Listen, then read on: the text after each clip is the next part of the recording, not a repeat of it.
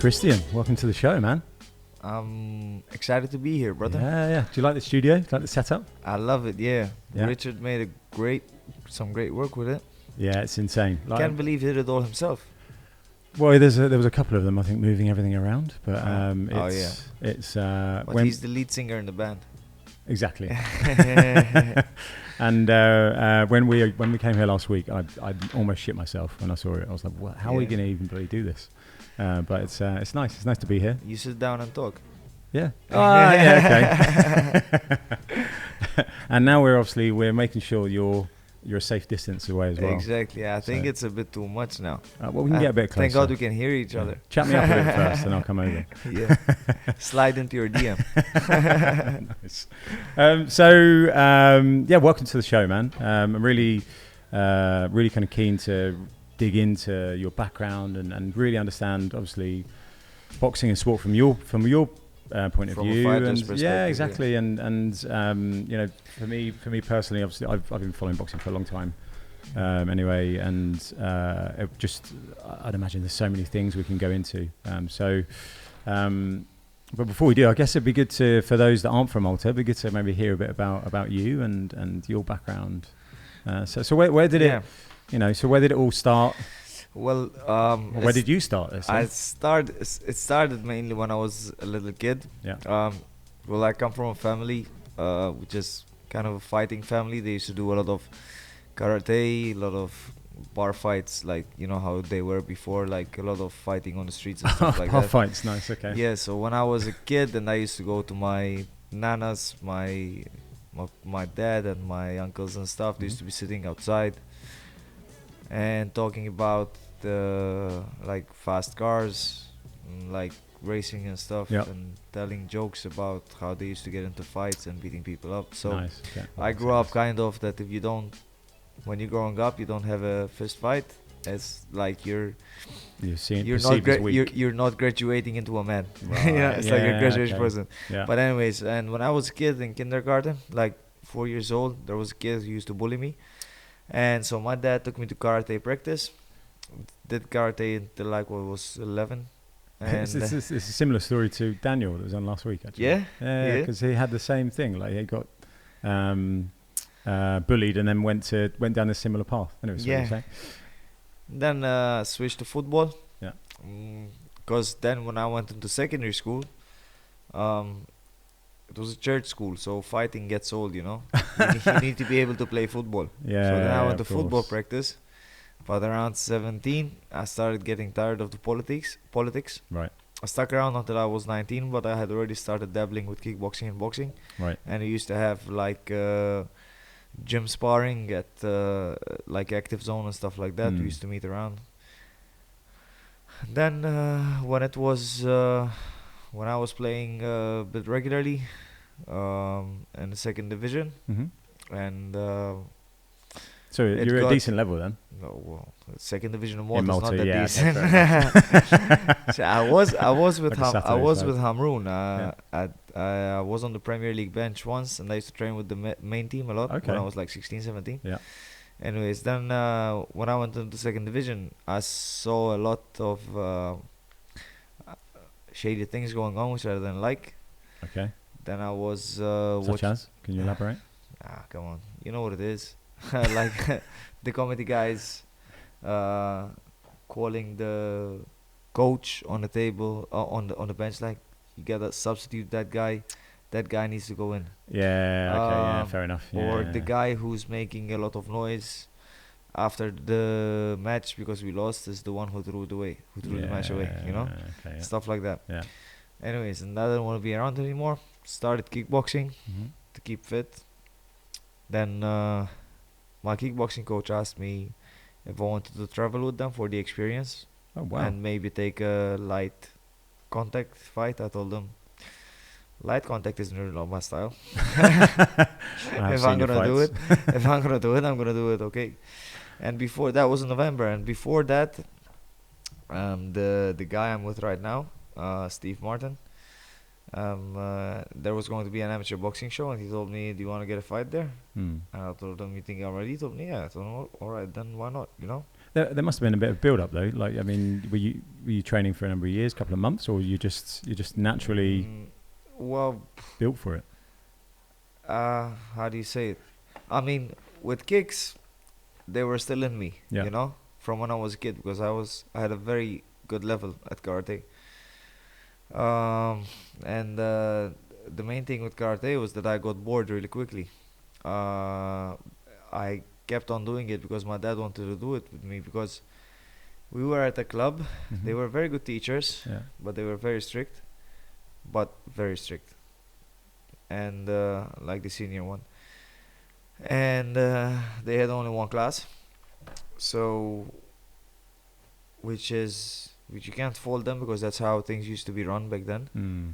And you didn't have beginners, advanced, intermediate, stuff like that.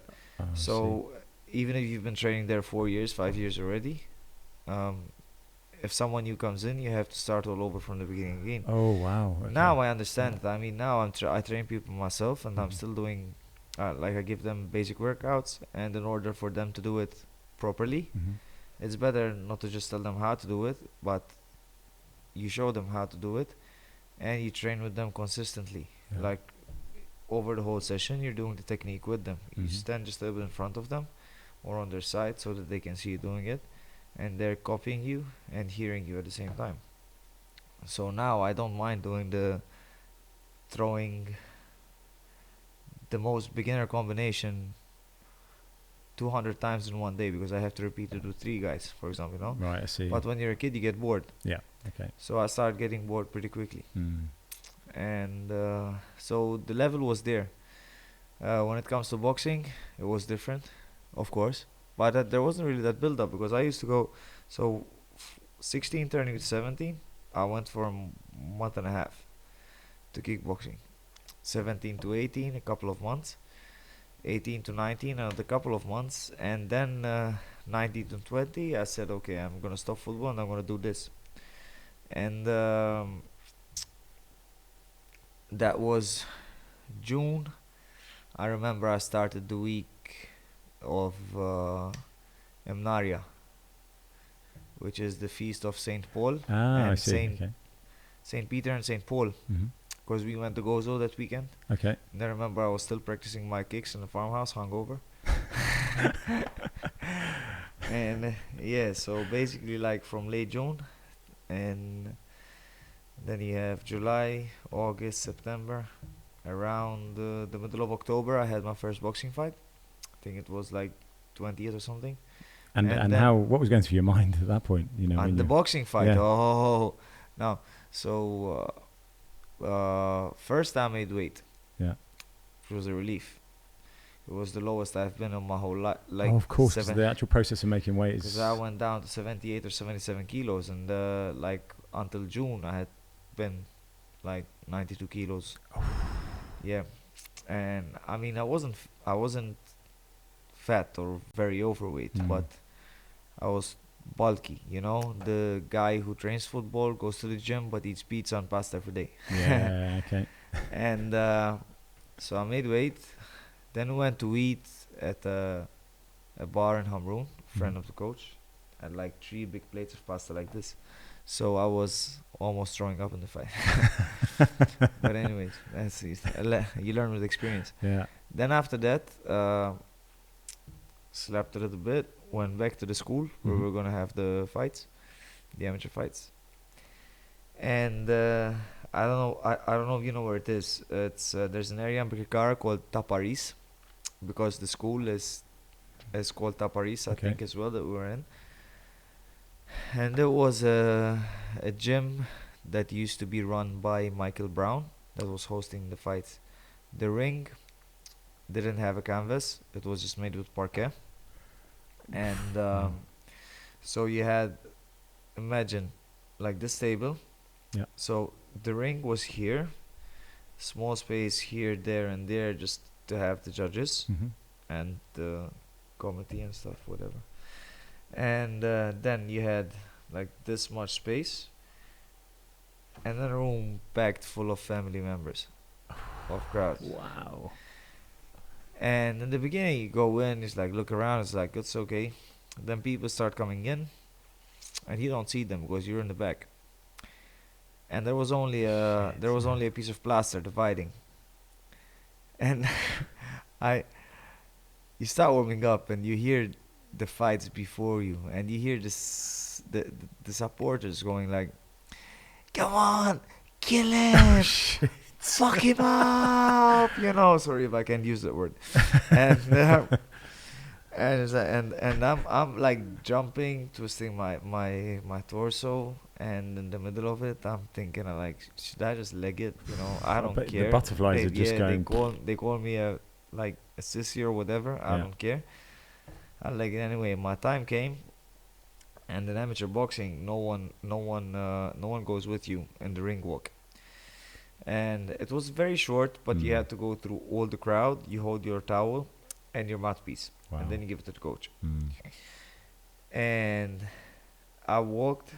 I think I was looking down or something, but I was like kind of spaced out.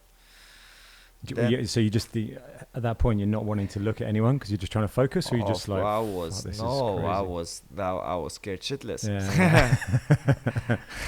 I was trying to focus not to shit my pants. And then it's like something switched. I went into the ring, and I still speak to the guy when he's in Malta because he moved to Austria. He's a really good level chef now. He's Christian as well, Christian Zara. And like they were putting the gloves on him and me, and we locked eyes from across the ring. Sounds romantic. No, and it's like something switched. I'm like, I'm gonna like mess you really badly, mess you up really badly. Yeah. So you just clicked in. Yeah. And then we started to fight. Like after a round and a half, I was blown out of my ass. Not because I wasn't trained, but because the adrenaline rush was so high. Yeah. Ended up being like really bad, like quality fight, like going after him. So it wasn't very technical. Yeah. And I remember then when we're final bell sounded, shake his hand, everything, and the coaches. Then the referee takes you to face the crowd. And you see my family members over there, like my mother, my dad, my uncles, stuff like that. And I'm like, please God, make sure they give it to me. Please God, make sure they give it to me. Anyway, there is my hand. I won it. I guess because it was a relief. Do you feel like you don't want to let anyone down at that point? Is that why, or is it just saving face? Yeah, it's still now. Yeah. You don't want to let anyone down. Listen, I can't think of a worse feeling that personally than losing a fight. I can't. Like, I'm not talking about family members dying now and stuff like that, but I think that's the only worst thing. Yeah. When someone close to you dies, that's really bad. But other than that, I can't think of anything worse than losing a fight. I guess because ultimately you're having you would have a team behind you, but you are the only member that is fighting. So you kind of carry when you win, everybody's around and stuff. But I found out the hard way as well that when you lose, a lot of people leave the room quickly. And not just hangers on and stuff like that. I mean, I'm not a celebrity. I don't have hangers on. It's like, I'm fucking Christian. It's, I don't consider myself anything special. And I'm not. But even people that you would expect to be by your side when you lose, like from your team, just leave sometimes, Yeah. I mean, maybe they're disappointed because they put the work in as well up until then, and they're disappointed because they don't want to, they see you lose and stuff like that. And then sometimes you're surprised as well, because when you lose, people that you would have no idea that they would stay with you and come to encourage you and would have a lot to lose as well when you lose, they still stay by your side. And I'm not talking about like my wife or anything, because those are people that are gonna stay by your side whatever, no matter what, exactly. As long as you're not married to a gold digger. Yeah. But I mean, like when I lost the fight in September, which everybody was expecting me to win. Yeah. Against you fighting? I fought against Marsa, like a guy in the Dolman. I started slowly, then second, third, and fourth round, I won clearly. Then I got cut from a head clash in my eye over here, and got caught with a body shot as well in the fifth round. Yeah. Badly. That took the wind out of me because I struggled to make weight. And when I was trying to keep him at bay, and in the corner they were telling me that I'm doing really good, keep it up, like shouting and stuff like that. But the judges weren't seeing it that way, and I lost it on a split decision, 5-3. Anyways, and afterwards, people who I expected to be there from my team weren't there, and I didn't notice, but my family told me after, which impacted some stuff going forward as well. So and the guy who I had just started working with, who I thought he's just in it like, you know, like take a chance, he came there and he's still by my side today. Nice. So that just talking about recovery from so that a loss like that. Yeah. Obviously, one can only imagine it has a huge mental impact as well as physical, and you'd have to, you know. So what do you start with? What do you start rebuilding first, and what's how do you do that? It depends how you lose, what things you have after the fight. Like for example, that one, like that last year, I fought 2nd of March, and I won a small title as well.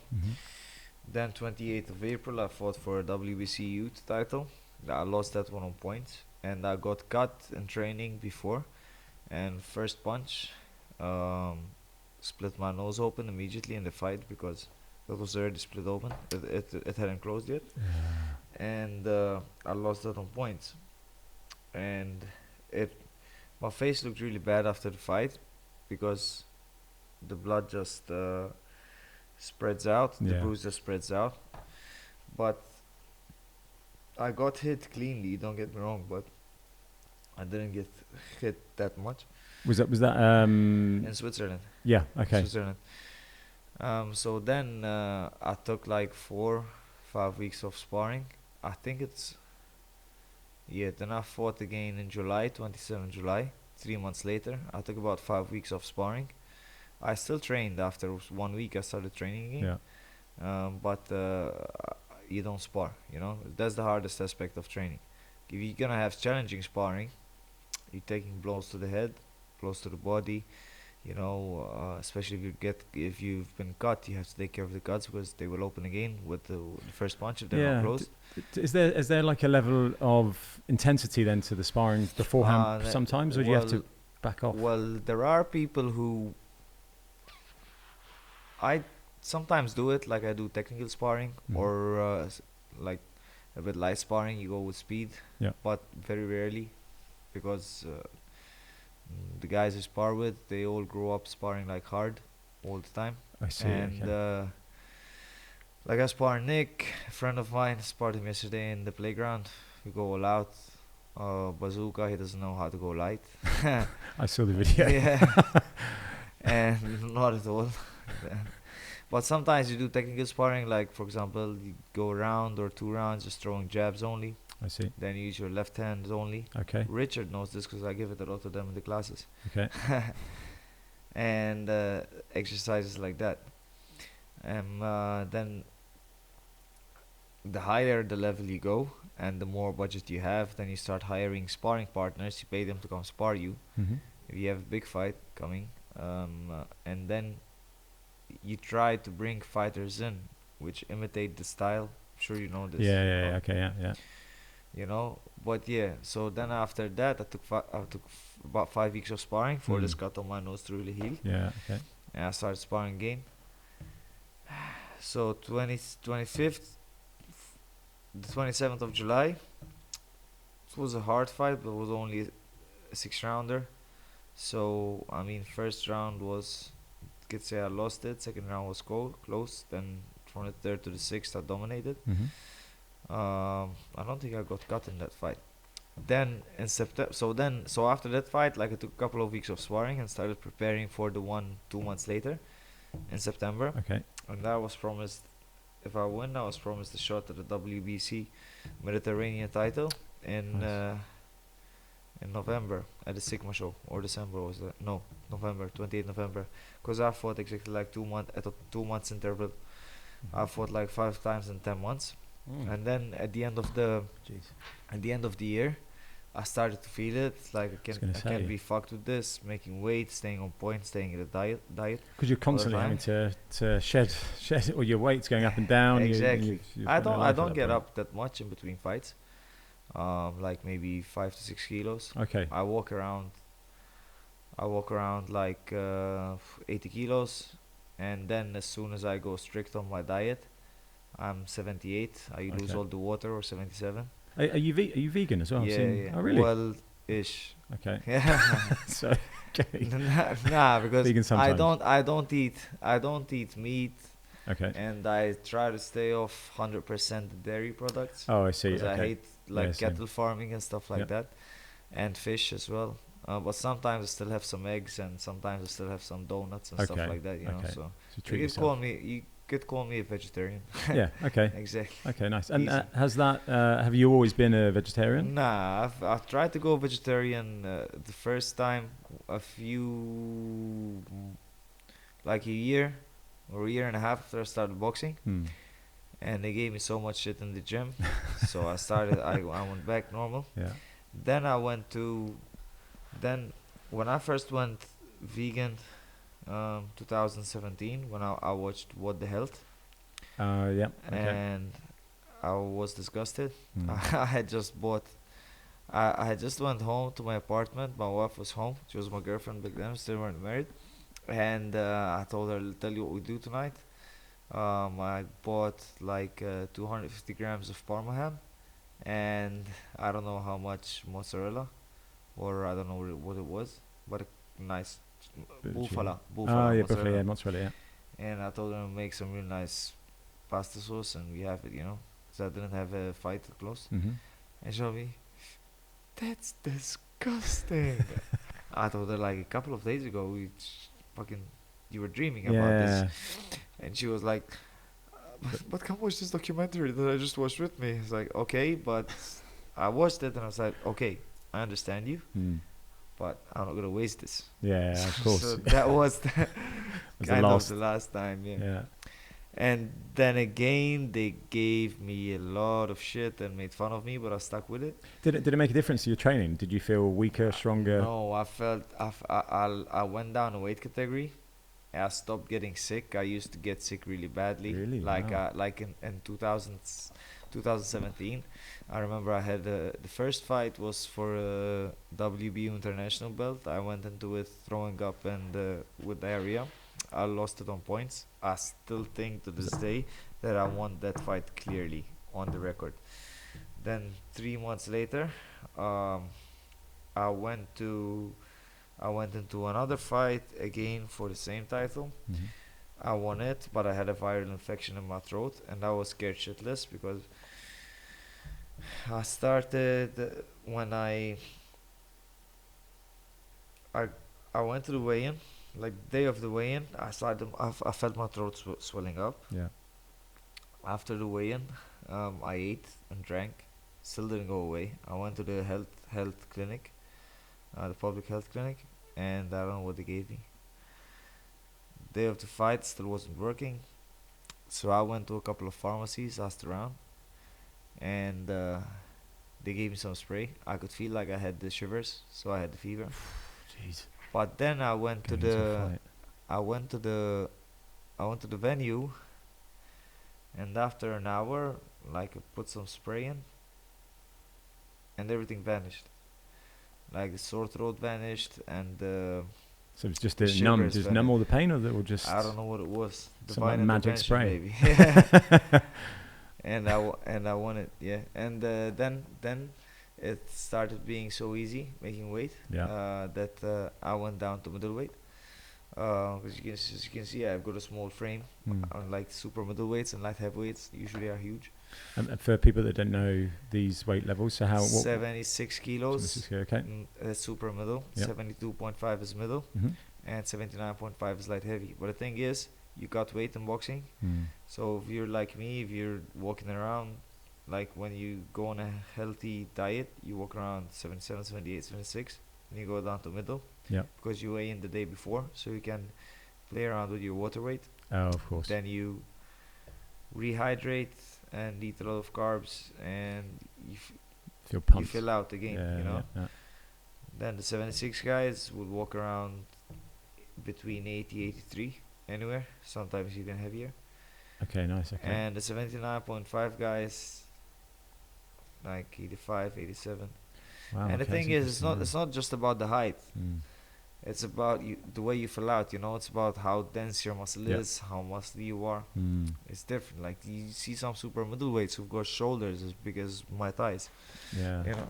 And have you jumped up or down a weight? Have you kind of been when I went vegan, I went down a weight. Okay. When I first started, I was used to fight at 79 kilos, but it was a low level. Yeah. And they were all people like me who were like just starting out, or you know, just a little bit after a couple of years. So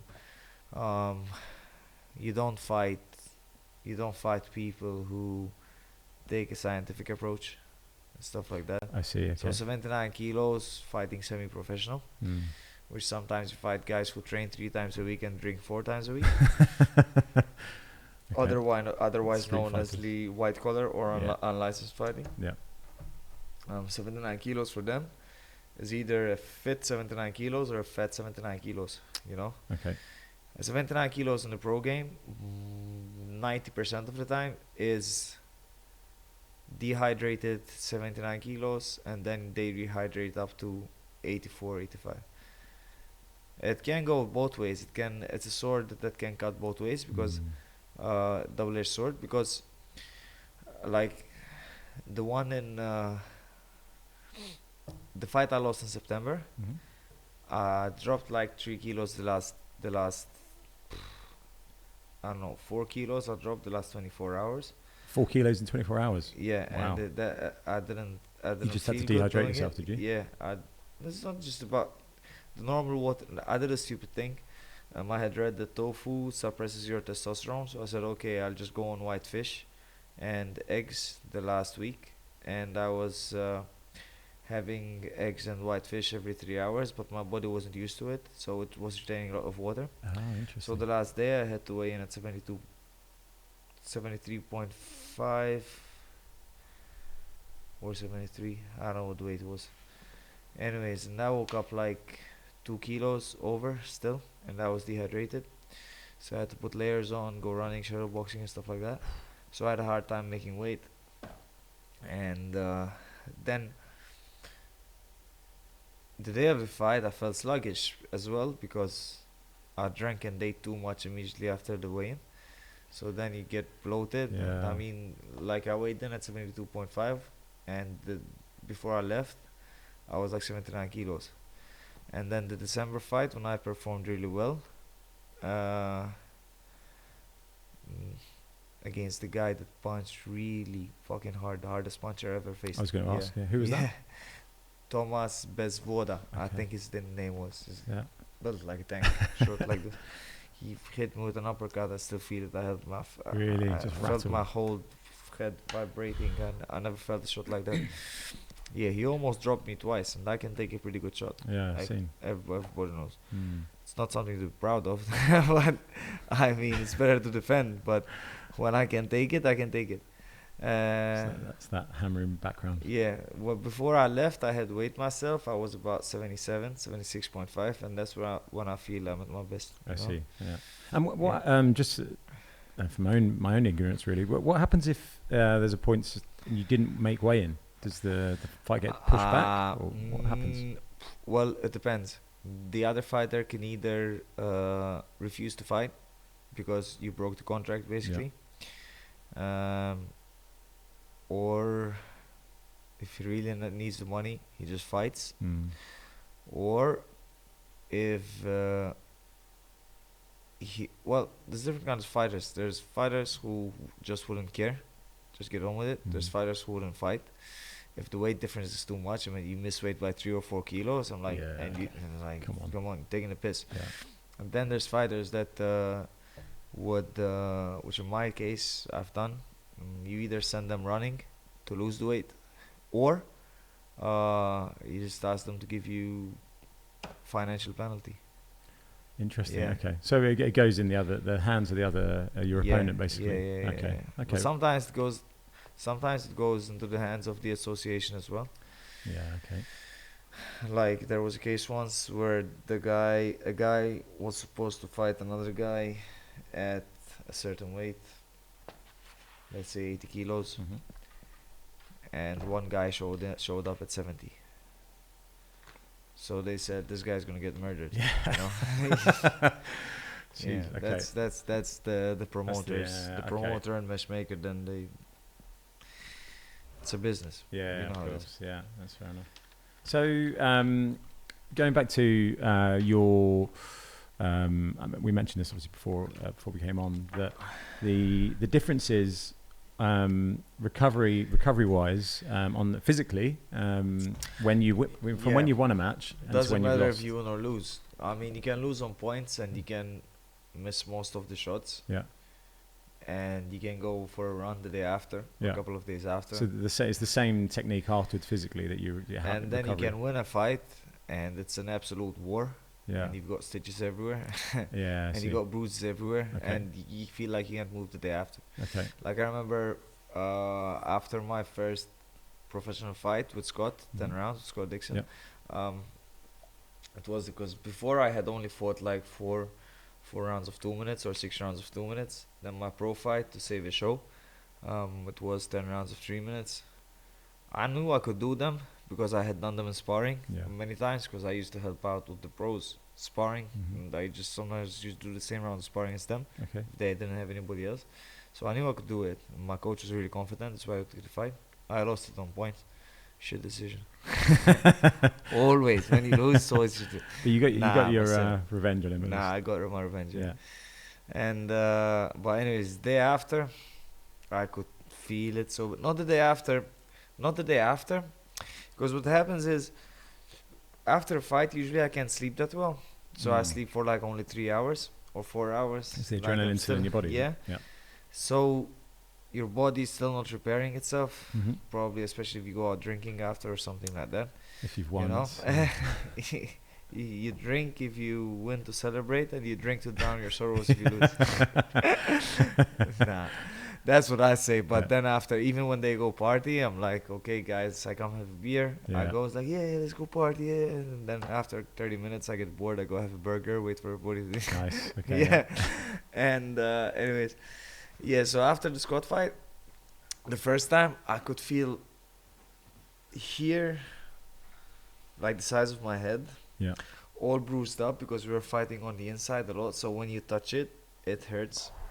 Okay. And I could feel like from the back of my head down to my neck, to my shoulders, like all stiff like this. And I could actually say, yes, this is a boxing fight. And before I used to say that K1 kickboxing is harder on the body than boxing, and it is in a way, because you get kicked in the legs and stuff, but once you learn how to block them, I mean, you wake up bruised the day after, but the maximum you're going to fight is 5 rounds of 3 minutes. And boxing, it's a lot more headshots than kickboxing. And if you fight a hard fight, the day after you feel it badly. So even if you win and it's a hard fight and you win it on points, but you still get a lot of punches, then you will feel it. You need to take a longer recovery. Like after the last fight, I think I took, how much was it? Fought 13th March. I think I sparred the first time. Well, I shouldn't be saying this, but we're like situation. Don't give away is what it is. Oh, you're talking about, okay. But think about a month, because it wasn't that hard, but I had a couple of cuts, so I took care of them. And it was I lost on points, and it was a hard fight, and I gave everything. I gave everything in it, but he was more of a boxer. and rather than a brawler. Yeah. And I was trying to make the fight all the time, and he was boxing on the back foot, and he caught me with some good punches. Yeah. But I didn't get hit that cleanly like many times. Maybe I don't know, but not many. He didn't look. He looked very, very technical. From my not even, from my view. Yeah. But compared to some of the other fighters, it didn't look like he had as much power. So yeah. Well, I mean, this is only from what I've seen. So you're in the ring. I noticed that from his record, he had 3 knockouts from 9 wins. So he didn't have that much as a knockout ratio. But that can be deceiving. Yeah. Because sometimes guys don't have knockouts, but then you go in there and you really feel their punches. But you psych yourself up before the fight as well. Yeah. I mean, sometimes you go into a fight and if they hit you with a baseball bat, they won't drop you because you're so psyched. You know, you prepare yourself mentally. It's like, okay, I can take as much punishment as you want. I don't care. Yeah. But he hit me once with a left hook, a long left to the body. He hurt me a couple of times badly in the 4th round. Then 5th round I recovered. 7th round I hurt him to the body. But I don't know. I forgot which round it was, but I remember he hit me with a left hook. And I have a habit of blocking with my hand open, which I'm working on to block like this now. And when he hit me with the left hook on my hand, it just went like this, boom, into my eardrum. And wow! The 1,200 people in Stoke Hall, and King's Hall in Stoke. Yeah. All of a sudden, I felt like. Oh, so really from this year, yeah, because I hit it with myself. And another time, which I felt it when he hit me with an accurate shot. He just got me in the eye. Exactly, might have been a thumb or just might have been a knuckle. And they told me that I lost my leg a little bit, and he could feel because he got me exactly in the eye, like boom. Yeah. I felt the pain like shoot to the back of my head. And I'm like, okay, can't show him, slip, boom, boom, counter, and just move away. You know, then just. But the hardest punches I felt in my life for now are Thomas Besvoda, the guy I talked about last time, Tyron Borge. He's retired now. We used to train together. He has heavy hands, very heavy hands. The only time I sparred him without headguard wasn't pleasurable experience, trust me. And we still had 16-ounce gloves on. And another time, another guy is James Armand Borge. He used to hit hard as well. He used to fight at like 67 kilos. Really talented, really powerful. He used to hit like a light heavyweight at least. But you could feel the sting in his punches. But he didn't continue. I mean, it's like partying. People, I mean, now they've got a great business going on, family business, stuff like that. So it's good. Well, and again, it's the dedication you need, right? Going true. Into this. You can be the most talented fighter in the world if you're not prepared to put in the hard work. You lose for sure. At some point or another, you lose. Even though you can be the most talented fighter in the world. You could see it in a fight with Josh Kelly. He's a really talented fighter from the UK. Went to the Olympics and everything. He came up against a fighter who's considered good but kind of average in the USA, Ray Robinson. Apparently Josh Kelly had to lose like a stone the day of the weigh-in to make weight. Or have a stone. Throwing up. And this guy, Ray Robinson, he just went to the body all day long. And I think it was a draw or maybe home by split decision. But everybody was shitting on the decision, you know, as in like favoritism and stuff like that. So, and this guy, Josh Kelly, is very talented, very fast and athletic, and he's got knockout power, everything. But if you're not disciplined... it's the same in any sport, really. You know, you need to be willing to sacrifice. True. I think that's the big thing, really. Tell me about it. And in terms of your kind of you're growing up with the sport, and obviously you took a lot of influence from where you lived, and that's kind of been in and around you. Have there been any particular boxers that you've actually looked at yourself and wanted to emulate, or thought, okay, that I think they're someone I want to try and follow in the footsteps of, or at least liken your style to? God. You look at the legends, of course. I always used to hear about Mike Tyson and stuff growing up. Yeah, of course. Yeah. So I used to try to be like Mike Tyson, but when you don't have his power, it doesn't really work that well. I don't think anyone in the world does. Yeah. Apparently, he's back in training again, isn't he? And, yeah. And they're saying I just wish he doesn't fight though. Yeah, he's 53. He's a legend. I mean, he's a millionaire. He lost all his money. He remade it again. Yeah. I mean, why? Yeah, and he's on a different. He's gonna do it as an exhibition. Yeah. For charity. And I mean, if it's staged, it's okay. But if they're just gonna kill each other, I mean, now you're 53. I mean, it's to each his own. I would probably do it as well. but then the worry is that then if you get the taste for it again, you might be like, maybe I'll do another one, one, and then it's. But again, his mindset now is very, very different to back 20 years ago. So hopefully he will be able to just do it once and then okay. But from the reports. But it's a dangerous path. Then you get like Evander Holyfield, who fought way too long as well until 2011, and he wants to do it again. James Toney, he fought way too long as well, and he came out. He's gonna do it as well. Count me in. I mean, it's such a dangerous precedent, I mean, boxing is a dangerous sport. It's very few people can carry on doing it well into your 40s and 50, but very few like Bernard Hopkins and George Foreman and stuff like that. But very, very few and far between. So what goes through your mind then? Because even preparing every day, this is your career. It's you're potentially putting your life on the line whenever you go in the ring, right? I know, and I think about it quite a bit. And before I used to think, take one to give one, or take two to give one, or take two to give three. That I don't mind. So what do you mean? What do you mean by that? Punches. Oh, okay, punches. Okay, yeah, okay. Now I try not to get hit as much, because one, it's a lot better way to win. Get hit less. You impress the judges more. Yeah. And it's a lot better for your health, because punches aren't that good for anybody. It's not. I don't think it's as bad as people say, because once you get used to it, it doesn't hurt at all.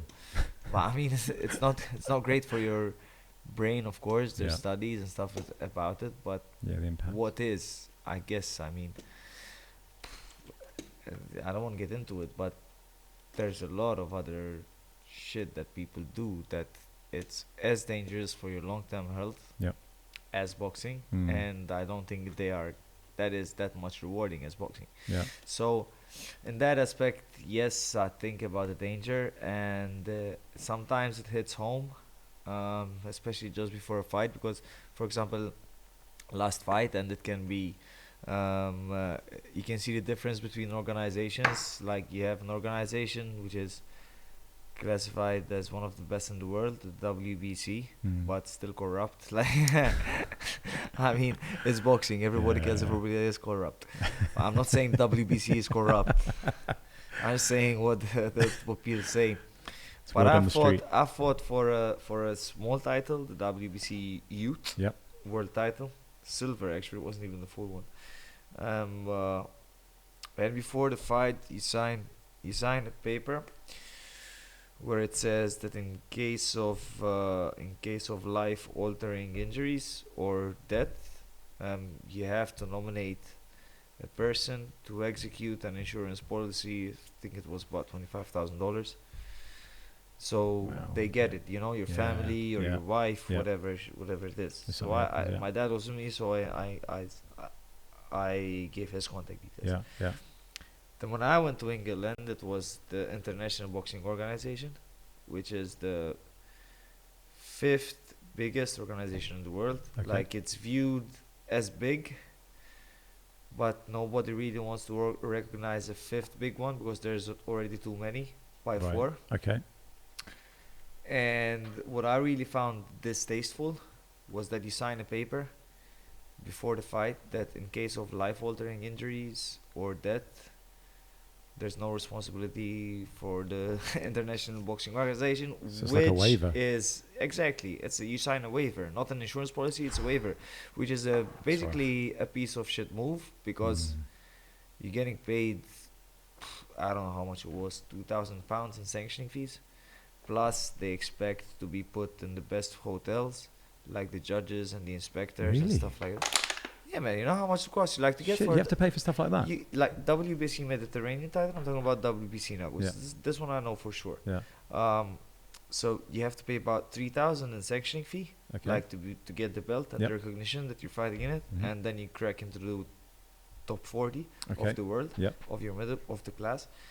Then, besides that, you gotta pay for the WBC referees and judges to come over because we don't have accredited in Malta. Right, I see. So I think if I'm not mistaken, they fly business class.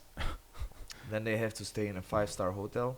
And they typically, where are the judges from? What? Typically, where are they from? UK or? Nah, there's everywhere around Europe. Okay. Just in Malta we don't have it because the sport is a baby in Malta. You know. So yeah, it's expensive, and but it's okay. It costs €5,000, and at least the fighters have an insurance policy. Yeah, that is good. But if you're requesting all of that, and then you're requesting the fighters who you are making the money off, because I mean the promoter organizes the show, it's well and good, and he sticks his neck out for the money and whatever. Investing in it, because if a promotion goes wrong, he lose money. But without the fighters, there's no show. Yeah. So the fighters, you make the money off them, and you make them sign a liability that if they die, you're not even gonna take care of their family. Like I mean, if a boxer has a wife and kids, like $25,000, they can live for like 7 or 8 months until they get their shit together with them, you know. So. Man, wow. If he doesn't have any savings, I'm saying, it's alright. Yeah, you have to take care of stuff like that. But at the end of the day, come on, it's man, Jesus, did not know that. What's the process then of actually getting a fight arranged? You know, from the beginning, like going, okay, right, this is. Well, today it's a lot easier than it was before because if you don't have a registered manager,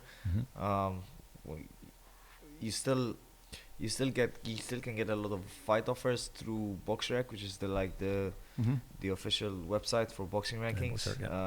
As long as you have your contact details there. Even if you don't have it over there, I don't have mine, and I get fights offered very regularly for abroad. Then they might just Google your name or Facebook your name. They write Christian Schembri boxing. You come up and you receive an offer from a matchmaker. And then you either deal with it yourself, or if you have a manager, he deals with it. You know. Yeah. If you have a manager that wants to take you the whole way and believes you can go the whole way, he can be paid monthly and by the manager, and then he fixes the fights and everything, and then he takes his percentage of the purse. You know, so there's a lot of different things, but basically, like in my case at least, if I'm fighting in Malta, Demis Tonna takes care of almost everything. Like he sorts out the opponents and stuff like that, and then he asks me and Steve if we accept like that opponent, which we normally say yes. I mean, it's a fight. Then you sort out the money, if like how much the other guy is getting, and how much you are getting for the fight. You can normally get paid per round. Really, per round? Well, yeah. Okay, didn't know. Okay. No, but it's in per round. Even if you get knocked out in one round, you're still gonna get for 8 or 10 rounds. You know. Yeah, I it's see. your age. Once you step in the ring, it's that. But in boxing, we say per round. So it's like 200 per round, 300, 500. Oh, I see. Okay. You know? Yeah, I understand. And yeah, then once you said that, I mean, at the beginning of the year, you always have to renew your license, do your medicals and everything, like brain scans, blood tests and stuff like that. That's always a scary time because you take it in the beginning of the year, then you have the whole year of fighting and sparring and stuff like that. So, I mean, you know, there's nothing wrong with you because It's not like you're throwing up or You feel getting good. headaches and stuff like that. But still, there could be a very little something that might make you fail your brain scan. Or if there's an aneurysm, apparently it's just a very, very, very, very tiny, minuscule fraction of bubble Yeah. that can give you like very serious complications. Of course. So of course you get scared. But Well, it's understandable. It's yeah, you know, it's your Yeah. it's your career, isn't it? So you're and then after you agree the money and then the conditions and stuff like that, where you're gonna fight, what's gonna happen, then you sign the contracts, and then you just pray to God that the fighter comes from abroad or that you get on the plane, you get in the ring and you fight, yeah, and you get paid. yeah. Nice. That's it basically. And how do your so say if you've got a fight abroad, do you take your family with you? Do you take your wife? Well, do you ever? it depends. Like last fight, usually like when I fought in Switzerland, quite a bit of not quite a bit of people, but like Nicholas, the Swedish guy I was talking about, he's my best friend. Yep. He came with me. My wife came, my dad came, and my coaches back then. But the last one in England, my wife and my dad was gonna come. And some other people as well, but then because of the COVID, like the support, but then because of the COVID situation, nobody came. Yeah. So to be honest, but I don't mind that. I had spent 3 weeks in England, like on a training camp before, and you get lonely sometimes, but you're just concentrating you're just concentrating on the fight, and that's it. And you wake up and you just eat, then train, then rest, maybe go for a walk, train again, stuff like that. So really easy, like 100% concentration. Yeah. Best like preparation I've ever had. Yeah, I see. But just like I told you like before this started, of course I love having the support and being in front of your own crowd and hearing them like shouting and cheering and everything is really nice. But I can fight here. Yeah. So in a studio, I don't mind. I'm not warmed up, sorry. No, but as in, so last time no one came. Yeah. Okay. And I went to fight a couple of times abroad as well. When only my dad came. Yeah. Was usually my dad. Sometimes he's in my corner as well. So. Yeah. How does your wife typically feel about it? Like before when she didn't understand boxing. And she didn't understand where I wanted to go.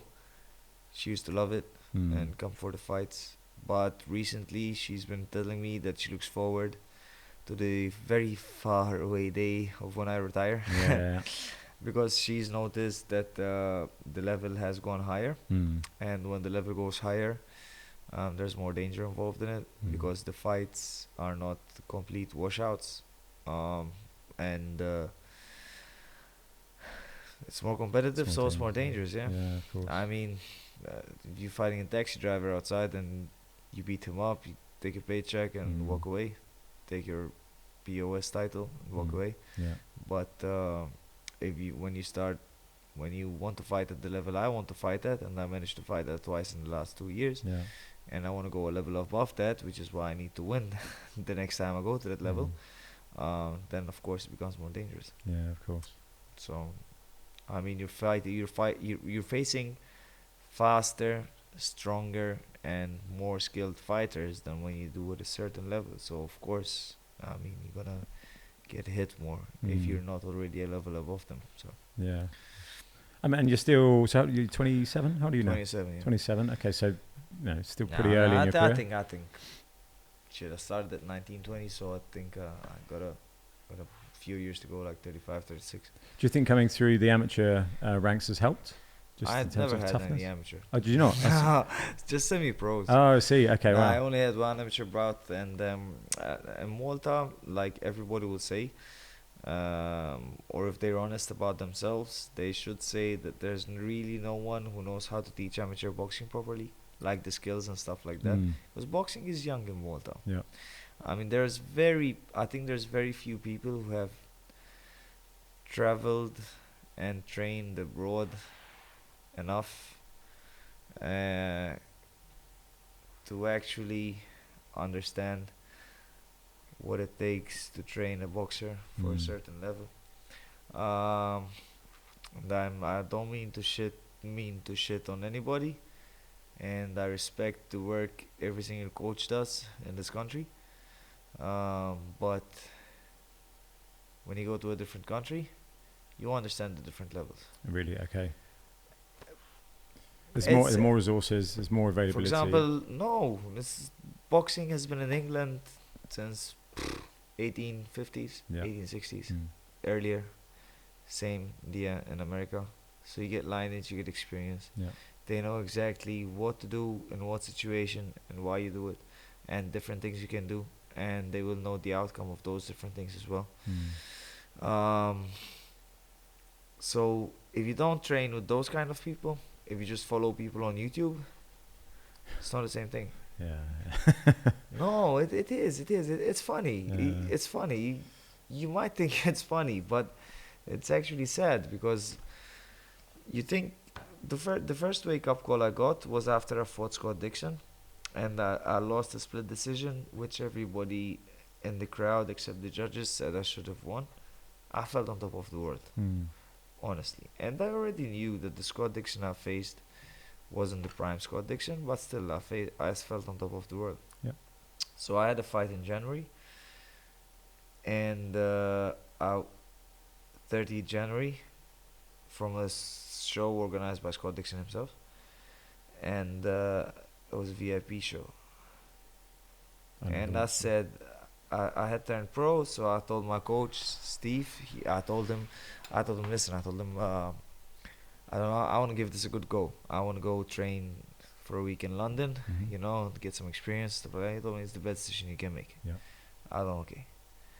I went, all confident and stuff, in awe of my surroundings, state-of-the-art gym and stuff like that.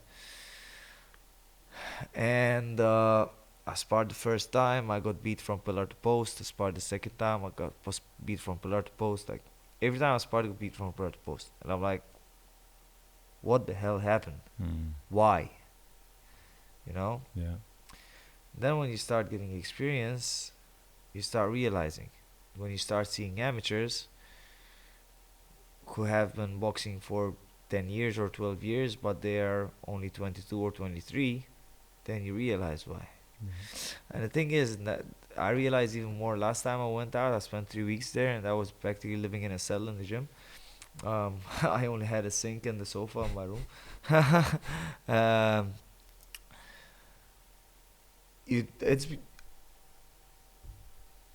I was training at 9 o'clock in the morning with the coach by myself.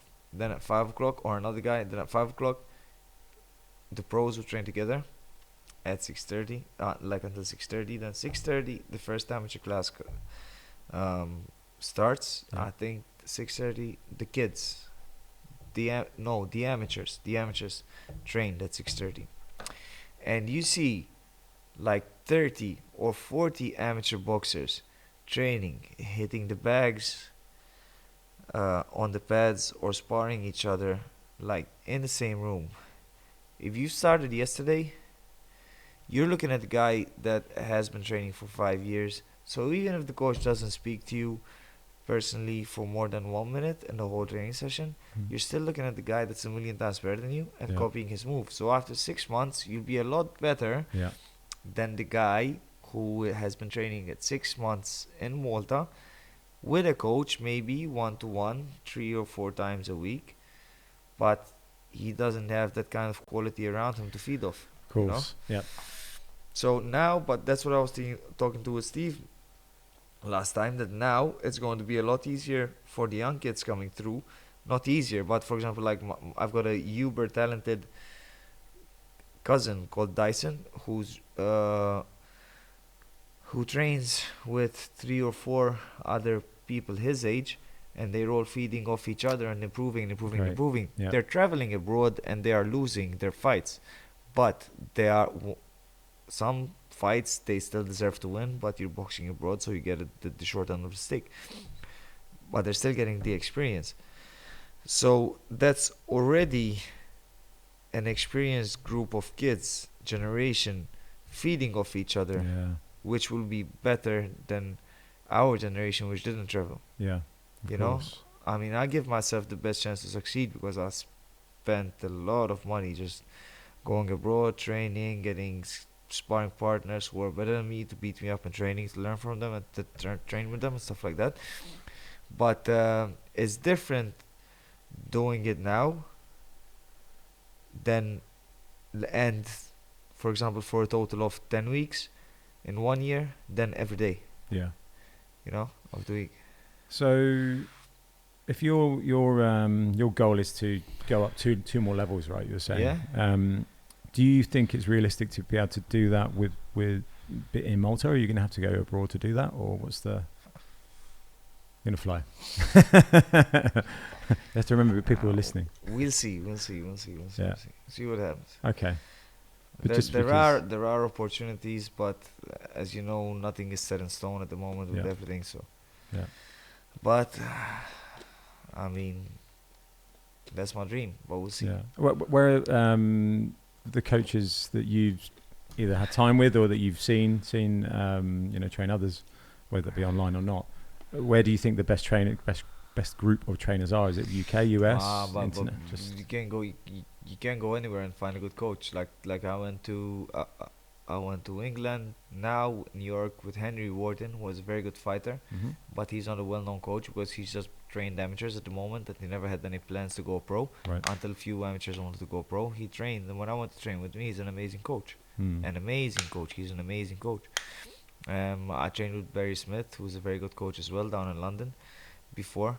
Then I went to Sweden and Stockholm, and because my wife's from there, she told me, why don't you give it a try? I said, yeah, why not? And I trained with a guy called Louis Lagerman, and he spent his life under Angelo Dundee. You know who he is. He was his protege, kind of, the coach of Muhammad Ali, Sugar Ray Leonard, and everything. So he learned from him. So he was a Swedish amateur boxer who had a chance to go work, I think, with the Police Athletic League, if I'm not mistaken, under Angelo Dundee, or in the gym of Angelo Dundee, not with the Police Athletic League. And he had to go for a couple of years, but ended up spending like 20 or 25 years in the USA. So then he went back to Sweden, which is not a country known for producing that many great boxers. No. And they produced better female boxers than male boxers.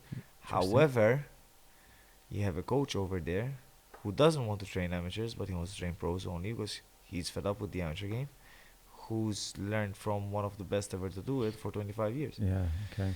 You know?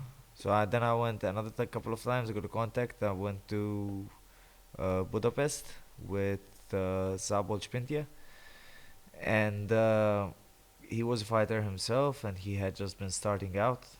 He focuses more on conditioning, though, to be honest. I learned more from sparring there than from coaching, because even though they didn't speak that very good English either. Okay. So he couldn't correct me that much either. But anyways, and he was a very loyal kind of guy, so he didn't like giving me tips on how to improve that much to beat his own fighters. Oh, that's not great. But anyways, he was a really nice guy, and we got on well, and he still trained me and everything. Yeah. But I shit you not, when he was a fighter, and he retired recently because he got his neck fused a couple of times, and from a car accident, and an infection after an operation in his shoulder, so he had to retire. But he used to go train with Freddie Roach. Okay. Oh wow. Wildcard. So it's like anywhere you go in the world, you're gonna find, if you look hard enough, you're gonna find someone with experience. Yeah. Or someone that is good to train you. You know. So then, if you want to go get fights, not just get just get a good trainer, you need to find someone who's got connections and stuff like that. So it's about putting yourself out there then, I guess, really. I mean, yeah, nice. Okay. And obviously we're in a bit of a situation at the moment, that's why we're so far apart, sadly. But if you're in Europe, I would just go to the UK and try to make it there. I mean, it's difficult because you have to sell tickets, and if you don't sell tickets, you won't get a fight. So it's hard to build a community around you. But if you're abroad, if you don't know how to tap into the markets, and if you don't know how to sell yourself, but I mean, it's your best bet, you know, because in Italy the situation is as it is in Malta. basically France boxing is not that big, and I don't know how many people speak French in Malta. And although they get government help, it's not a lot, you know. Yeah. So I mean, if you wanna make it in boxing, have a go at it. I would go to the UK. Yeah. Or USA if you can get a green card or a working permit.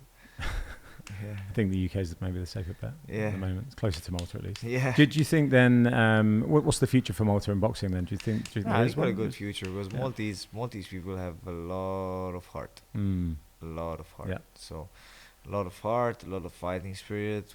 There are many people, not all of us, who don't back down that much from a fight. Mm-hmm. We're a fighting nation. I mean, we've been at war since history. You proved it in the Second World War. You held on. Everything. So yeah, kids are talented. We tend to do a lot better in individual sports than in team sports. Yeah. And then more aggressive sports like rugby, we do better than football. Yeah, rugby teams. Not bad. Like shooting, we do better than football, stuff like that. You know? So, I mean, and there's some really talented kids. Yeah. It's the small ones like 15, 16, 14, 18, 19. So, could have a future. We just need the right coaching, right structure to go out. Like now they try to take people to the Olympic trials, which is a good idea in of itself. It's a good experience, but I mean they didn't have a pathway to do it. Yeah. So like they just got group of kids who could afford to pay €1,000 to stay there for 2 weeks, or I don't know how much it was, and they just took them there. Some of them were pros, some of them were not. But it's not the right way. You need to start taking kids on training camps abroad, on small tournaments like small nation tournaments and stuff like that. Get the experience, then take them to the Olympic level. Not get get drawn with a guy who's been boxing since he was 8 years old. Elite competition from the UK or from wherever, from Russia and stuff. And you're gonna learn, but you're gonna pay for it. Yeah. And how are you? How are you in the current situation? How are you staying fit? I mean, I know you got a Facebook thing. Doing you know, what types of things are you doing? 3 circuits a week. Yeah. And I do boxing training every day. Yeah. And I do a couple of sometimes do 2 boxing sessions one day. Sometimes I go running. You know. Okay. I mean, you work your way around things. You know. There's world champions who came out of gyms which had only one punching bag and a pair of pads. They didn't even have a ring. Right. So Okay. So it's not an excuse. Yeah. Okay. Nice. Okay. I mean, if you want to keep yourself in shape and sharp, you can do it. Yeah. I guess because not all the work is around the ring, right? So it's. Nah, you can't be sparring around. Well, you can spar anywhere. We can spar here. So it's true. As long as you have a pair of gloves, mouthpiece, and headgear, you want to do it safe. You can even do it without headgear. Like in Cuba, when they're so poor, they don't even have mouthpiece, and they still spar. So, I mean, and you learn to use your feet a lot more. You keep your balance a lot more, because and you learn to keep moving and moving and moving, because you don't want to get trapped against a concrete wall or against steel barriers. Yeah. Yeah. No, wow. And in terms of those that are looking to get into boxing, or are there any kind of tips or routes you would suggest? Say it's, maybe a 15-year-old or something's listened to this and they're thinking, do you know what I want to do? Well, it depends what you want. It depends what you want to do when it comes to boxing, because as I told you, I train people as well, and I got people who are interested into fighting, so you train them in a certain way, and you have to know that when you're going for a fight, even if you're not going to make it your life after that, it still takes a certain kind of discipline, like training at least 5 times a week, or 4 or 5 times a week, taking care of your diet so you don't get meshed with someone who is a giant, and learning technique and sparring. And when you're sparring, you're gonna get hit, and some people don't like that, but as I can say, it's not the worst thing in the world, trust me. It's not as painful as people make it think, especially with gloves on. So then if you're gonna do it for fitness, which is great, just go ahead, try to learn the right technique anyways, because you might get hooked and then you would want to fight as well. But there are a lot of gyms in Malta. I train myself at Fort Fitness usually. I train people over there, and I run beginner boxing classes and advanced boxing classes where I go into a bit more technique and they do a bit more partner work together and they spar and stuff like that. I do one-to-one boxing sessions as well. Yeah. So there's a lot of ways you can do it, but just if you're gonna do it, don't do it half-assed. Do it properly, you know. But it's like everything else. I mean, if you wanna get results, you gotta be focused on it and disciplined on it, you know. Yeah, fair enough. It's like anything. Discipline. Yeah. Discipline is first, right? Yeah. If you really something you really want to pursue. Yeah. And we just want to clear this up. Your alias. Coqqos. Coqqos. Obviously, Yeah. because the Q is My family's nickname. in Maltese, so Yeah. it's Coqqos. Yeah. Okay. Coqqos. That's my family nickname. And so what's next for you then? So it's like you say, you're still pretty early in your career. So Yeah. what's what's for the next 12 months for you? I have a couple of steps. So for the next 12 months, everything is up in the air. Yep. So because all the world is up in the air. So I think Yes. boxing is not the biggest priority at the moment. However, we're still trying to box as soon as possible and sooner than a lot of people might think, because we have a surprise in store. But yeah, I think you'll my have to share? immediate future. What? You'll have My to share the immediate future. surprise? So my next fight will 99.9% be versus Scott Dixon, the trilogy fight, because we already agreed terms and everything. Nice. Now we're just gonna find the time, date, and place to stage it, which is a bit difficult at the moment, but we're trying to work around it. So hopefully sooner rather than later. And then after that, Nice. I mean, I need to win that. I need to. Because you're only as good as your last fight, and even though I did pretty good in my last fight, I still lost it. So you need to, or you will win it. Oh well, I will. I don't know. I don't believe in that stuff, but Yeah, I need to. I'm a realistic kind of guy. I know Yeah. I can go into a match and lose it, so Yeah. I'm not that kind of losing is not in my vocabulary. Okay. Like that, you're stupid. Then it's not in your vocabulary. Yeah, like some of the Americans. Does that ever come into? Have you ever had an opponent trying to play mind games with you? Is that ever a thing? Nah, to have mind games, you have to have press conferences. We don't have press conferences in Malta. Yeah. Even when I went abroad, we didn't have press conferences. You just go Just way get it in done. and to the fights. I mean, everybody tries to spy on each other now from social media and stuff Yeah. like that. So, but that's just about it. You know. Yeah. Okay. The only guy who tried to play mind games with me, he dropped me in the first round, was Carmelo Terranova. He was short guy, fat, ugly, and he came. And he was like cradling his baby and offering me food like before the fight and stuff like that in my dressing room. So Wow, I okay. was like, It's getting you on side. you know. Yeah. Wow. Okay. Interesting. Then as soon as we went out, boom, overhand right. Fuck my life. On the floor, you know. And then I went out and stopped him in the fourth round. So Okay. Nice. So all's definitely well and finished good. it. Okay. So it does. Or- So it can happen. Order restored. Yeah. Nice. Brilliant. Well. Again, thank you for coming on the show. I know you're super busy, and I can smell the dedication on you because you've just come from your workout. So That's what really you're saying. I smell sweaty. You smell like a champion. Thank you, buddy. So I smell sweaty. Yeah. I really, really appreciate it. And let's, I'll if there's tickets available, I'll definitely come down. Yeah, it was a pleasure, man. And hang out at the next fight. And yeah, let's just kind of keep this going, and hopefully we'll if there's anything we can do together, try and increase the level of training in Malta. For sure. Then that'd be great. But thanks again for coming. I know where you're going there with it. I know. Let's elevate each other. Come on, Malta may be small, but it could be mighty, and it is. Exactly. So let's do it. Nice one. Okay, well, thanks so much, and I'll see you soon. Thank you. And thanks to all the listeners so far. And again, also we have a YouTube channel. If you want to get hold of Christian, I'll put your Instagram on there. Yeah, Facebook as well. Facebook. Yeah. All of it. Yeah.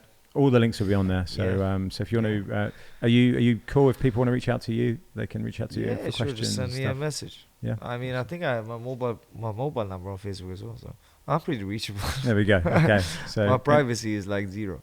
I might need to work on that, but that's okay. Cool. Okay, man. Well, good to see you, and stay safe, and I'll see you soon. Thank you, buddy. See you soon.